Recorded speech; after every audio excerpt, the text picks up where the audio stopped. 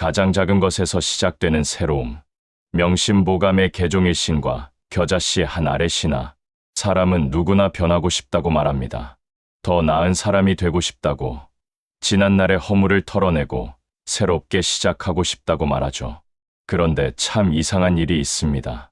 그 말을 가장 자주 하는 사람일수록 정작 변화 앞에서는 가장 많이 멈춰 선다는 사실입니다. 왜 그럴까요? 어쩌면 우리는 변화를 너무 거대하게만 상상하기 때문인지도 모릅니다. 마치 어느 날 아침 눈을 떴을 때 전혀 다른 사람이 되어 있어야 한다고 믿는 것처럼 말이죠.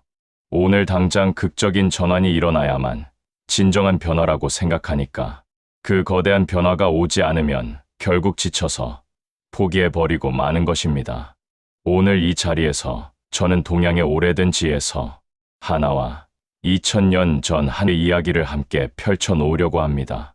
명심보감의 가르침인 개종일신, 그리고 마가복음에 기록된 겨자씨의 비유입니다.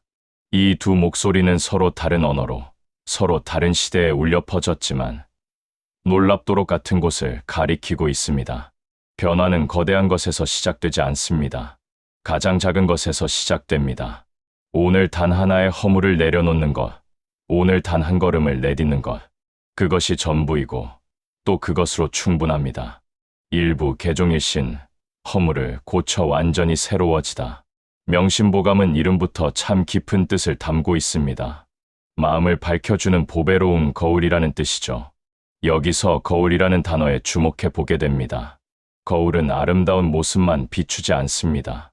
참 정직하죠. 늘어난 주름도, 깊은 상처도, 내가 애써 외면하고 싶었던 부끄러운 얼굴까지 있는 그대로 비춥니다. 명심보감이 거울인 이유는 우리 마음을 이처럼 정직하게 비추어 변화를 이끌어내기 때문입니다. 이 명심보감의 정기편, 즉 자기를 바르게 하는 장에는 이런 네 글자가 등장합니다. 허물을 고쳐 온전히 새로운 사람이 되라. 개종일신, 잘못된 것을 고쳐서 온전한 새로움으로 나아가라는 뜻입니다. 대충 것만 바꾸는 것이 아니라 완전히 새로워지는 것이죠. 하지만 명심보감은 이것이 하루아침에 일어나는 드라마틱한 변신이 아니라는 점을 곳곳에서 넌지시 말해줍니다. 그 정신적 뿌리를 거슬러 올라가면 역사 속 탕왕의 세숫대야 이야기를 만나게 됩니다. 은나라를 세운 탕왕은 자신이 매일 아침 세수를 하는 대야에 이런 글귀를 새겨두었다고 합니다.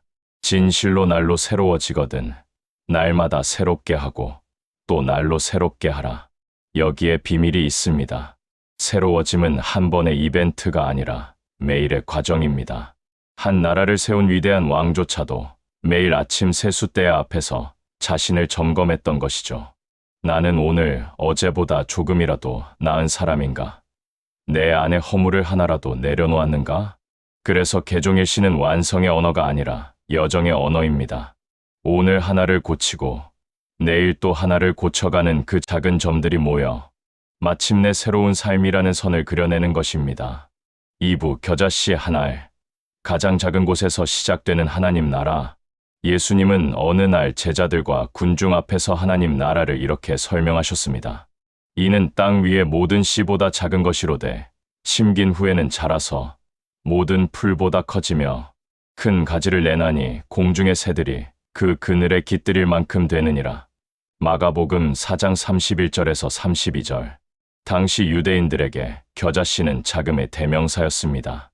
너무 작아서 눈에 잘 보이지도 않는 그 씨앗이 땅에 심기면 나중에는 3-4미터나 되는 커다란 나무처럼 자라나 새들의 안식처가 된다는 이야기입니다.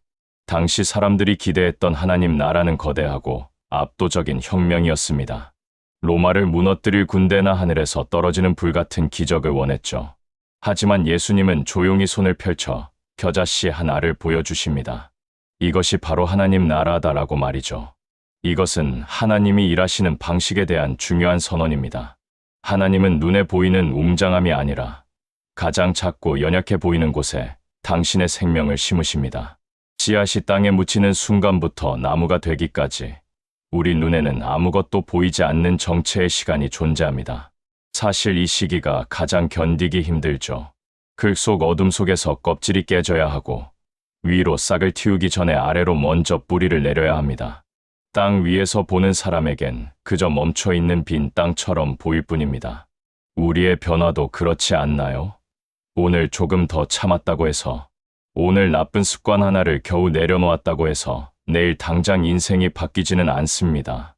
하지만 예수님은 그 보이지 않는 시간을 지나고 있는 우리에게 말씀하십니다. 괜찮다. 보이지 않아도 너는 지금 안에서 자라고 있다라고요. 삼부 두 목소리가 만나는 자리, 유교적 인문주의를 담은 명심보감과 복음서가 말하는 하나님 나라. 이 두 이야기는 놀랍도록 같은 지점에서 만납니다. 첫째로, 둘 다 자금을 두려워하지 말라고 합니다. 오늘 단 하나의 허물을 고치는 것과 가장 작은 씨앗을 심는 것은 같습니다. 둘째로, 변화는 과정이라고 말합니다. 매일 아침 세숫대야를 보던 탕왕의 다짐과 흙 속에서 조용히 자라는 씨앗의 시간은 닮아 있습니다. 그리고 가장 아름다운 공통점은 변화의 목적이 결코 자기 만족에 머물지 않는다는 점입니다. 개종의 신을 통해 새로워진 사람은 세상의 선한 향기를 풍기고, 겨자씨가 자란 나무는 지친 새들에게 쉼터를 제공합니다. 우리의 변화는 언제나 타인을 향해 열려 있습니다. 하지만 한 가지 중요한 차이가 있습니다. 명심보감은 스스로 허물을 직면하고 고치는 인간의 결단과 수양을 강조합니다. 반면 크리스천에게 변화는 혼자 하는 외로운 싸움이 아닙니다. 씨앗은 스스로 자라지 못하죠. 땅이 품어주어야 하고, 비가 내려야 하며, 햇빛이 비추어야 합니다. 그 모든 것을 공급하시는 분이 바로 하나님이십니다. 우리가 오늘 정말 바꾸고 싶다며 작은 결단을 내릴 때, 그 마음 뒤에는 이미 우리를 도우시는 하나님의 은혜가 먼저 와 있습니다. 사부 오늘 내 삶에서 개종의 신이란, 우리는 매번 거창한 결심을 하지만 얼마 못 가 무너지곤 합니다. 목표가 너무 크고 멀리 있기 때문입니다. 개종의 신의 지혜는 단순합니다. 오늘 할 수 있는 가장 작은 것을 하는 것입니다. 내일의 거대한 변화를 꿈꾸기 전에 오늘 내 삶의 토양에 작은 겨자씨 하나를 심는 것이죠. 그것은 오늘 아침 조금 더 진실하게 기도하는 짧은 시간일 수도 있고, 마음속에 묵혀두었던 미움을 조용히 내려놓는 일일 수도 있습니다.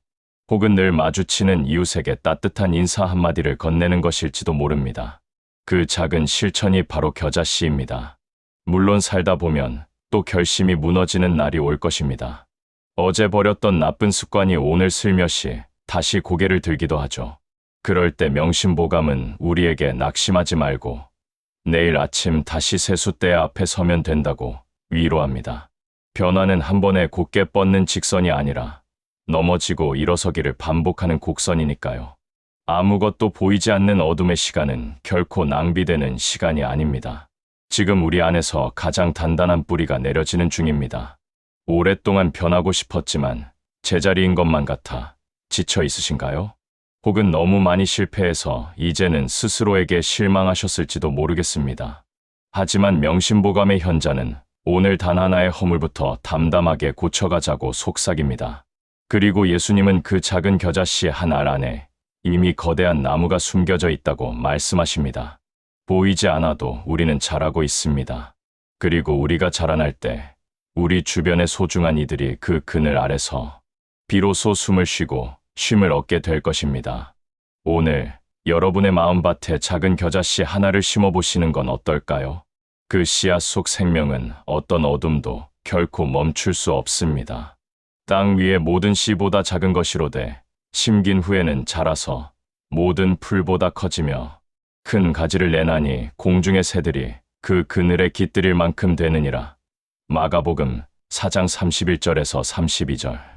허물을 고쳐 매일 스스로 새로워지는 그 아름다운 여정을 마음을 다해 응원합니다. 오늘 여러분의 마음속에 심긴 작은 겨자씨 한 알이 언젠가 커다란 나무가 되어 누군가에게 따뜻한 그늘을 내어줄 날을 기대합니다. 오늘 영상이 삶의 작은 변화에 따뜻한 울림이 되셨다면 구독과 좋아요, 그리고 알림 설정으로 마음을 보태주세요. 여러분의 작은 응원이 이 채널이 계속해서 깊은 지혜를 전할 수 있는 큰 힘이 됩니다. 지금까지 함께해 주셔서 감사합니다.